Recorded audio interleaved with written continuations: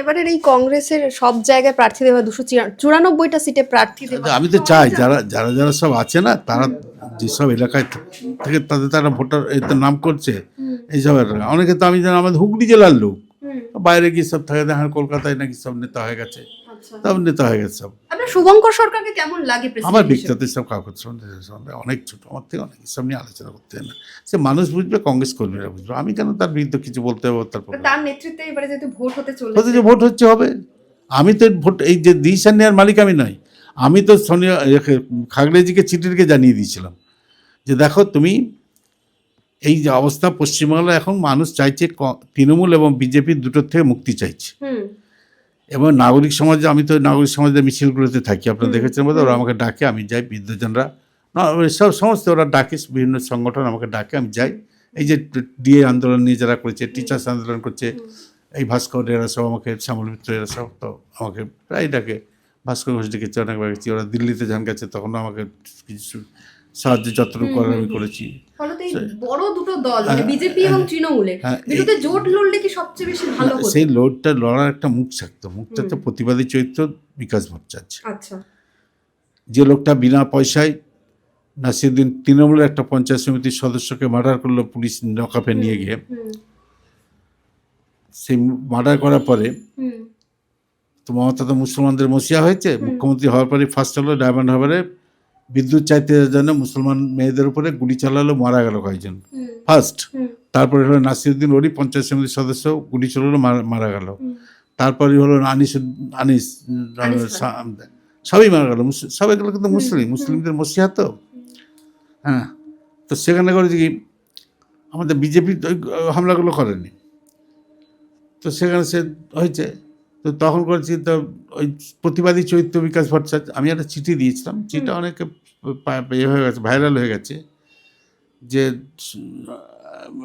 খাগড়েজিকে চিঠিটা দিয়েছিলাম, দিয়ে বলেছেন, তার কপি দিয়েছিলাম রাহুলজিকে এবং সোনিয়াজিকে, যে এখানে যদি আমরা এই বিজেপি এবং তৃণমূলের হাত থেকে পশ্চিমবাংলাকে বাঁচাতে চাই, তাহলে আমাদের উচিত হচ্ছে আজকে একটা কর্মসূচি নিয়ে সম্মিলিতভাবে বিকাশ ভট্টাচার্যকে সামনে রেখে আমরা যদি লড়াই করি, আজকে লোকটা মানুষের কাছে খুব প্রিয় পাত্র হয়ে গেছে, প্রতিবাদী চরিত্র একটা, যাকে কে কোন পার্টির লোক এসব দেখেনি। তো সেই জন্য তাকে নিয়ে সামনে যদি লড়াই করে, আমি সব বৃদ্ধজনেরা আমাকে অনেকেই বলেছেন, যারা সব সিভিল সোসাইটির লোক, এলিট সম্প্রদায়ের লোক, যারা সব আন্দোলনগুলো করছেন, যে আপনি একটা ইনিশিয়েটিভ, আপনি দুবারই জোট করিয়েছেন, একটা করতে পারলে, চেষ্টা করলে পারবেন। আমরা আর সেই শক্তি আমার নেই, সেই সময় নেই, আর এটা বয়স হচ্ছে, আর আগের মতো হাঁটতে পারি না ছিলাম।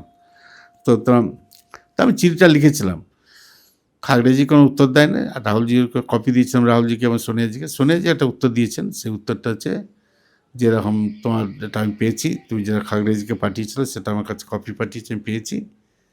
I appreciate your suggestion, noted ইট।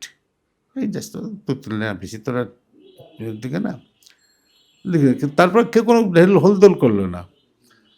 কারণ আমি দেখলাম যে শুধু আর আমি আবার মুখ করাতে যাবো না, অপমানিত হতে যাবো না, কিছু করি না। আর কংগ্রেসের প্রোগ্রাম বলতে কি, আমি তো এখানে কংগ্রেসের নামে প্রোগ্রাম করার তো অধিকার আমার নেই, কারণ হুগলি জেলায় কংগ্রেস প্রেসিডেন্ট করেছে এমন যাকে আমি চিনি না, চিনতাম না। তার পাড়াতে গিয়ে জিজ্ঞেস করে এই লোকটা কংগ্রেস করছে, কেউ বলতে পারবো না।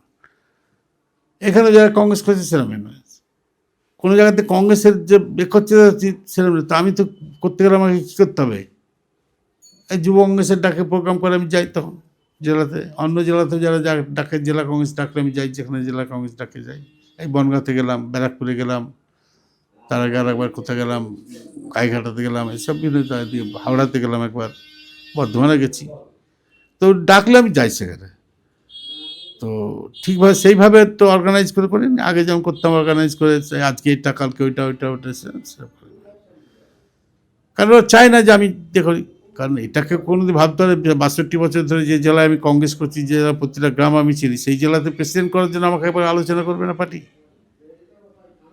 তবে কী করতে যাবো ধরুন, মুখ দেখাতে, খবরের কাছে ছবি তুলতে, যে ভাই আমি ছবি তুলেছি, আমি দিল্লির এই মিটিংয়ে ছিলাম, আমার ডেকে আমি যাইনি, আমি যাবো না। তো এইসব কারণে আমি নিজেকে অপমানিত হওয়ার হাত থেকে যাচ্ছি। আমি যখন লিডার অফ দি অপোজিশন হলাম, আমি যখন হামলার শিকার হলাম, আমাকে অধীর চৌধুরী অ্যানাউন্স করে দিল, যেরকম আমরা ওর থেকে সরকার থেকে খরচ নেবো না, আমি এন্টাইটেল, আমি এমএলএ হিসাবে এন্টাইটেল, নেব না। তখন বললো যে নেব না, যখন বললো তখন হলো, তো আমি সব কী করবো? তো আমার সে এমএলএদের কয়েকজন তো আমরা একটু চাঁদা তুলি, সব 5,000 টাকা, 5,000 2 লাখ টাকা দেবো, অন্তত 6-7 লাখ টাকা খরচ হয়েছে। আমার এক বন্ধু আছে, সে আচ্ছা পার্টি করতে একটা আমাদের একটা সংগঠন আছে, আমার সেবা দলের চেয়ারম্যান আছে, সে করলো কি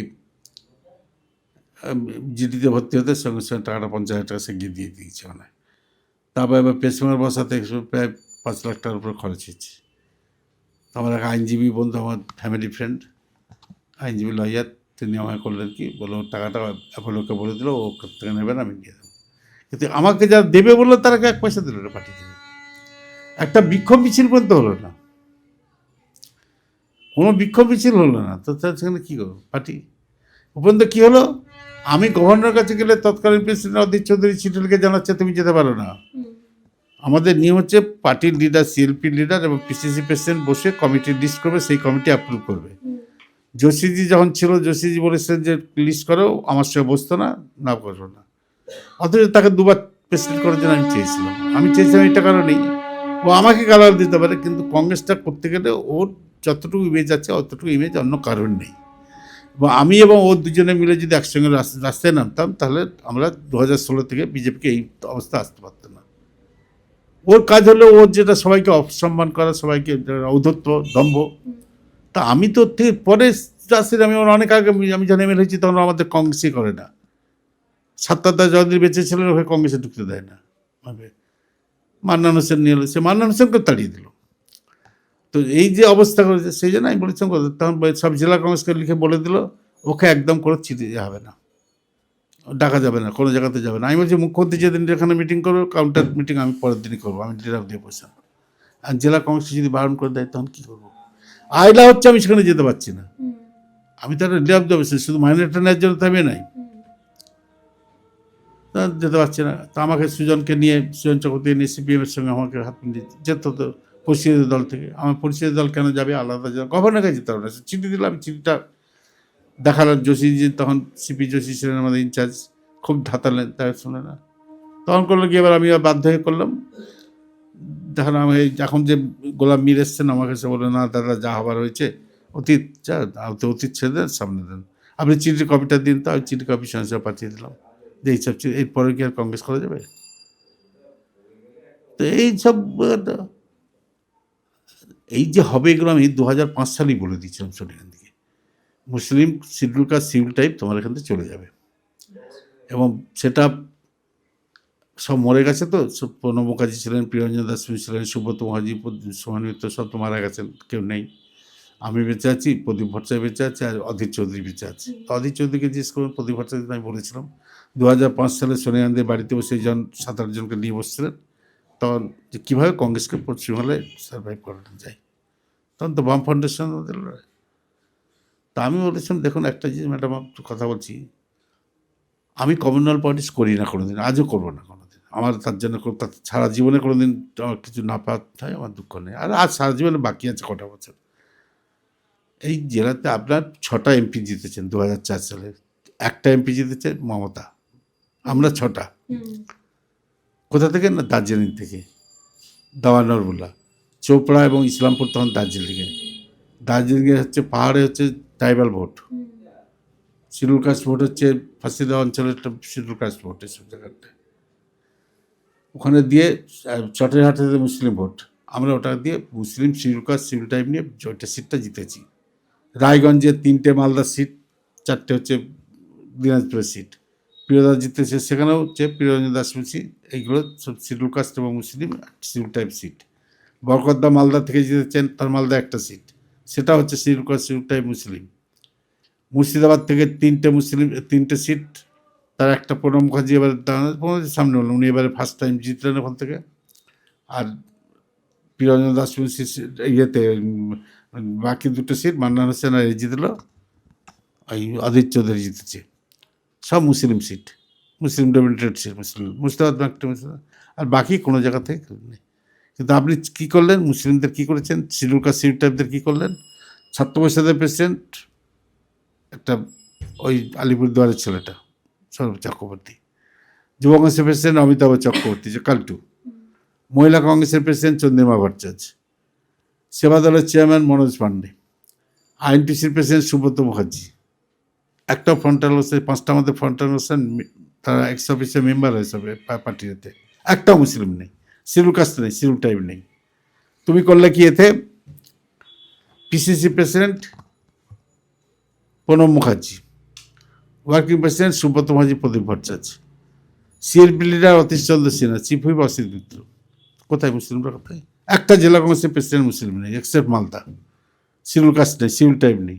তো এরা কিছু তো ভোট দেওয়ার জন্য শোনেনি তখন, কারণ সব নেতারা তখন তাদের কে দাঁড়াবে, কে কার ছেলেকে দাঁড়াবে, কে কার বউকে দাঁড় করাবে, কে কার রেখে দাঁড় করাবে, এইসব নেতার মশগুল।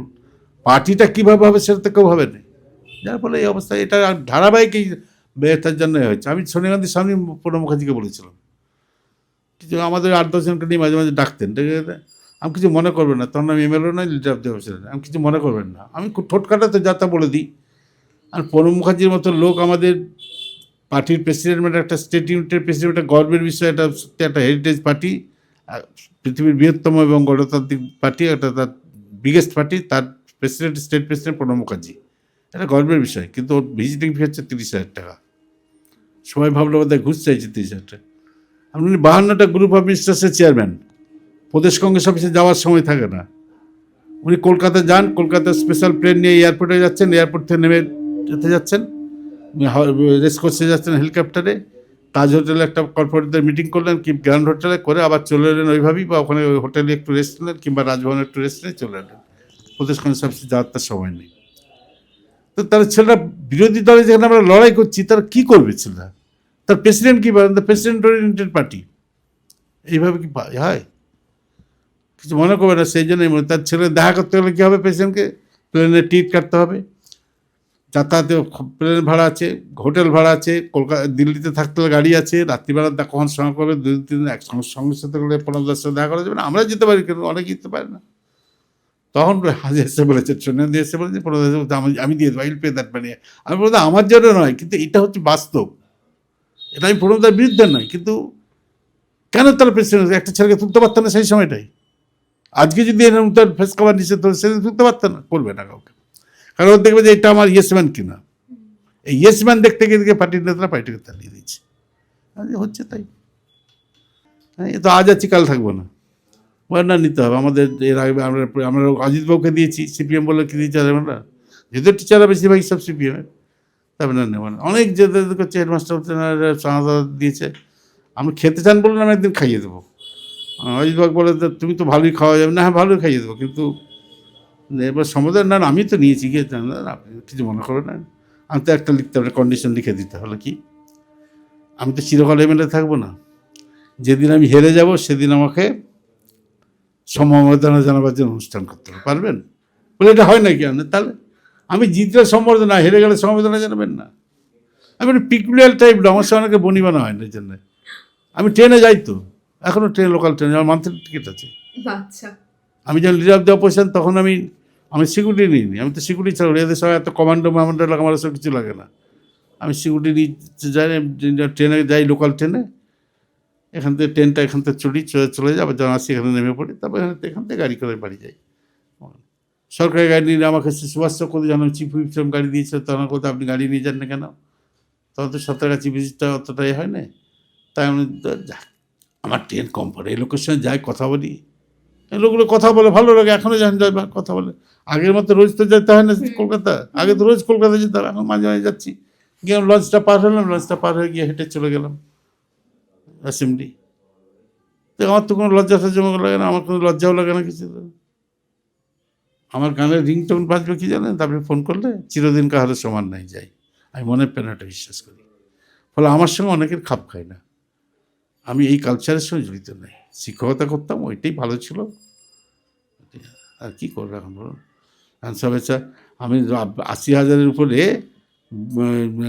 বিএলএ 2 দিতে হবে, সেখানে আমি মানে 15,000-ও দিতে পারিনি। আমি আমার শক্তি, আমি বিরাট বাঘের মতো গর্জন করছি, সিংহের মতো গর্জন করছি, তো কী করবে, সমুদ্রে দিতে হবে তো না।